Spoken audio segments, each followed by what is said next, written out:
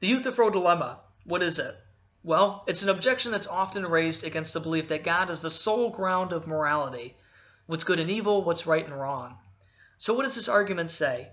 Basically, this argument says there's two options for God, and both of them kind of suck. The first option says God wills something because it is good, or something is good simply because God wills it. Now, what's the problem here? What's the difference? Well, in the first scenario, if God wills something because it is good, this means that the good is something that exists separate and externally to God. And then, quite frankly, you don't need God to be good, because the good exists apart from God.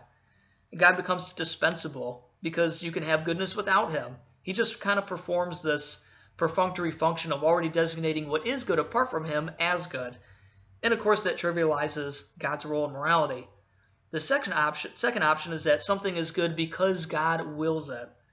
Now, this has the problem of making good and bad arbitrary, because God could have commanded murder or rape or incest to be good instead of love and kindness and compassion. And obviously something seems wrong about that. And so what can we say about this? Well, the solution is that it's a false dilemma. We don't have to choose between the two options. Something is good because he is good. He meaning God. God is the embodiment of good. You can almost think of God as essentially being made up of good. Things are good in that they approximate him. Let me give you an example. Back in the old days, they had records that were stated as high fidelity. You might have seen hi-fi on an old record album or something like that.